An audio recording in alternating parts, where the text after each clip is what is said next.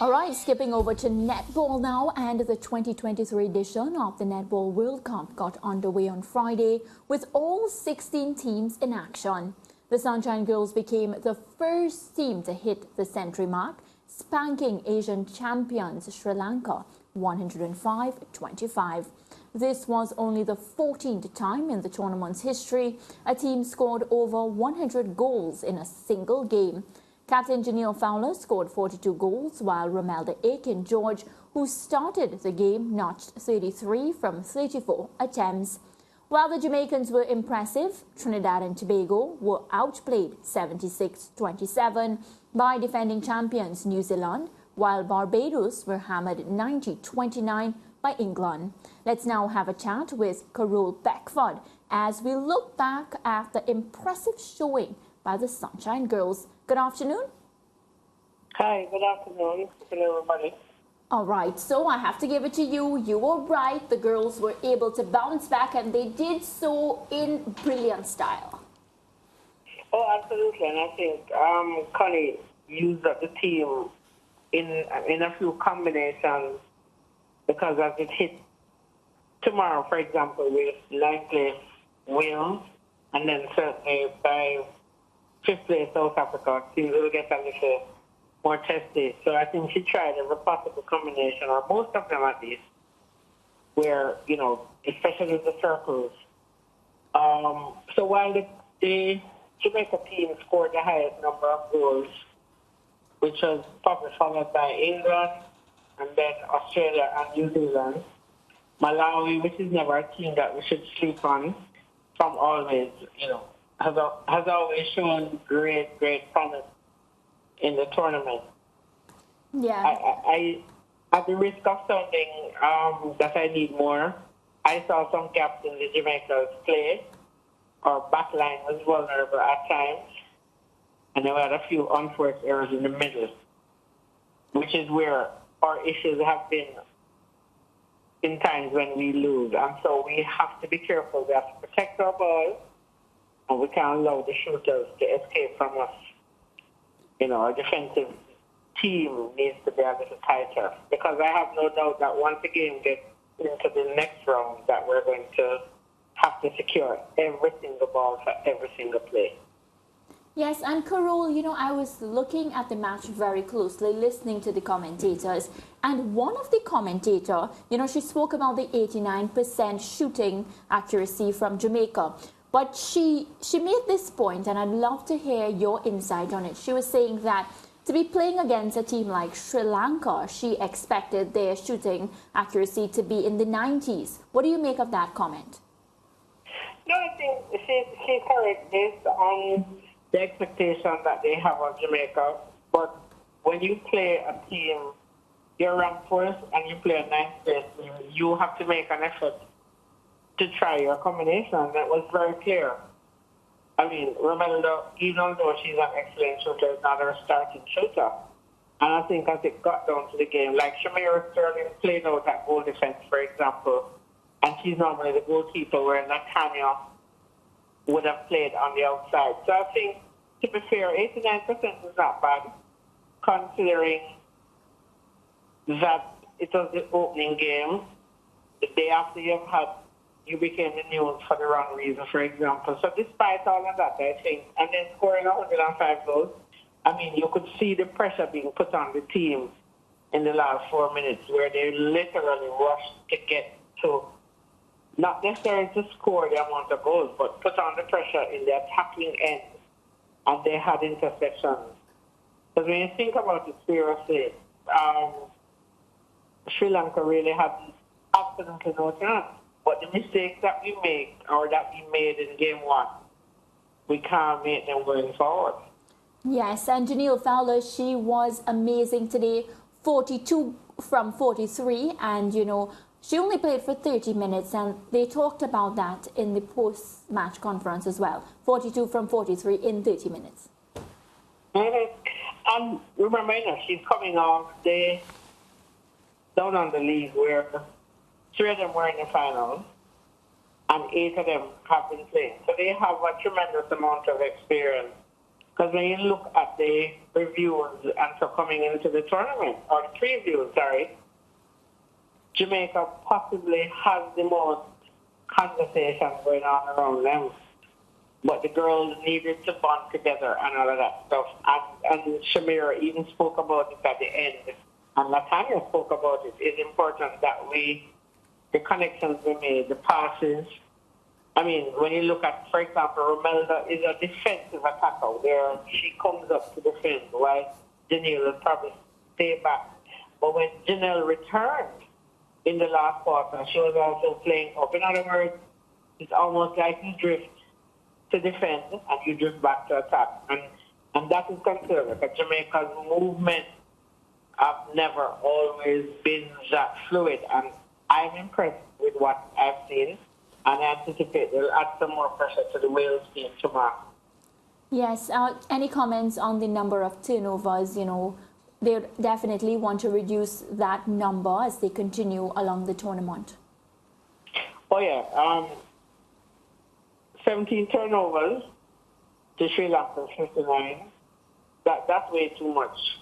Because those, and based on where they occurred, the outside of the few calls, I think, Fowler got one call for contact and another for stepping. The rest of the turnovers were in the center court. And the other teams, the top teams don't joke. And I think we have to be very careful of that. And I say, I think the early entry is over. Tomorrow now is a whole new day.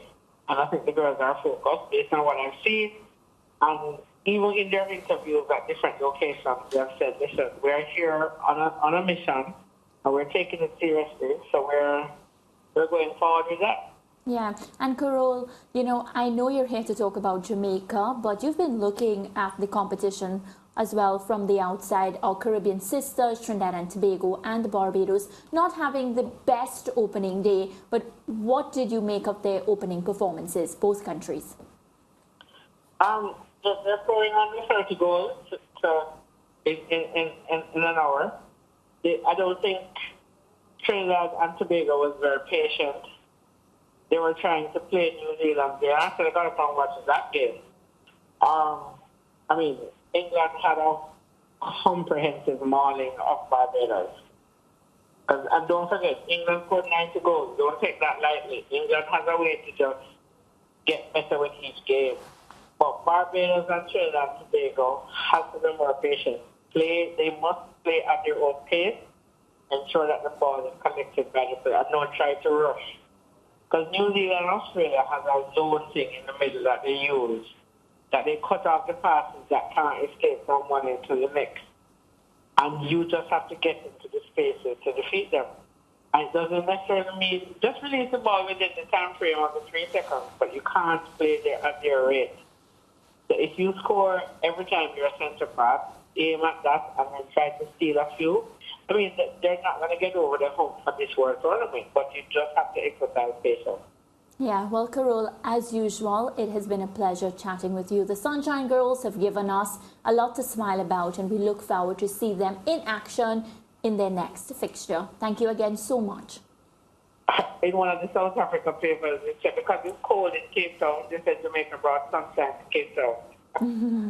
All right. Thanks again. And all right, take care. Thanks. Take care. All right. So, Ricardo and Lance, it's to you now. What did you make of the Sunshine Girls, and where do you see us improving as we move forward? So, just a couple of points I want to take up on from that conversation with Carol. One of those having to do with the shooting accuracy, the overall shooting accuracy of the Jamaica team, 89%. But if you look at the 2 goal shooters who operated in this game, Romelda Aiken, 33 from 34, shooting at 97.1%, and Janelle Fowler, 42 from 43, missed 1 long-range effort, although she scored a few others, 98% accuracy. And that's where I would be focusing on. The next place I would be focusing on now, because when you get into those big matches, you will need a goal attack who is able to assist whoever is shooting. And Shanice Beckford, for me, is the player who will turn out in those big games, and she had 15 from 19. Rebecca Robinson, who started today's game alongside Romelda Aiken-George, had, 15 goals from 21 attempts. And I think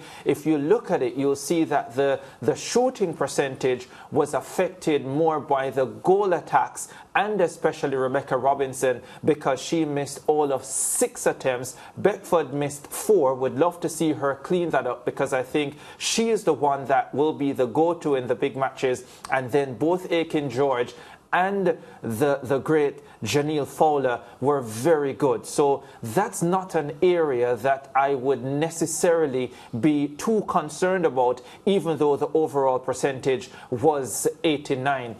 Carol also spoke about lapses in concentration at points of the game. I thought those lapses really came in the third quarter and at the beginning of the fourth quarter. And for me, I think a lot of them are understandable, because if you are demolishing a team in the first round of a World Cup, it's not easy to stay locked in mentally when you are destroying a team in the way that the Sunshine Girls were destroying the Asian champions. So yes, I take the point that you can't go into the bigger games and have those lapses consistently, but I don't think they were consistent, and I think they came at a point of the game when it was clear that the Jamaicans were superior. And you saw at the back end, Carol also pointed out, the last 3.5 minutes or so, where the Jamaicans scored about 10 to 15 goals in the last 3.5 minutes, because they just turned things up in the closing stages, just showing once again that they have different gears essentially. And I think they looked very, very dangerous after today's performance. People will say it's only Sri Lanka, but it's 105 goals, and 100 goals have only been scored 14 times in the history of the Netball World Cup. That should say something. Dangerous, Lance? Yeah, they were dangerous coming in. We didn't have to see them against Sri Lanka to know that the Jamaicans are dangerous for this tournament. We saw their Birmingham Commonwealth Games performance last year when they beat New Zealand and Australia before losing to the Aussies in the gold medal match. So this Jamaican team has a lot of self-belief, which I think is something that may have worked against them in the past. Not that they didn't have good teams before, but there was something, or there's always been something about a New Zealand and an Australia. When you take them on, no matter how confident and how much self-belief you have, those teams just have the acumen to defeat you as a smaller nation. But this Jamaica squad clearly has the self-belief and assurance that they can topple the best teams, England, New Zealand and Australia. And I like their performance today. They were very, very impressive. Having said that, Sri Lanka didn't offer them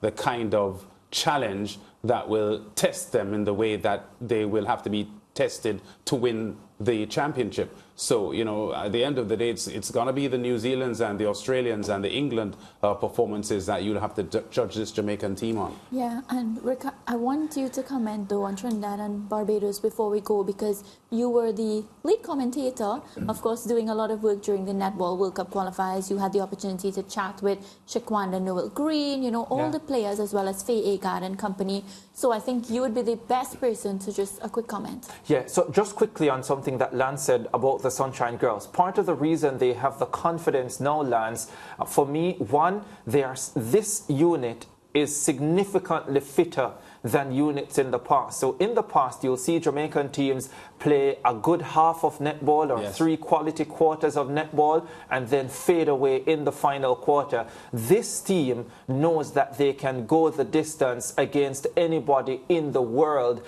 and plus they have a lot of experience and they have depth. So they know that you can switch out a Romelda Aiken-George for a Janelle Fowler. They know they have a young Crystal Plummer at wing defense and so on. So the depth in quality is there. Now Plummer to Trinidad, very good. Yeah, a lot of pace and a lot of speed in her darting movements. Yeah.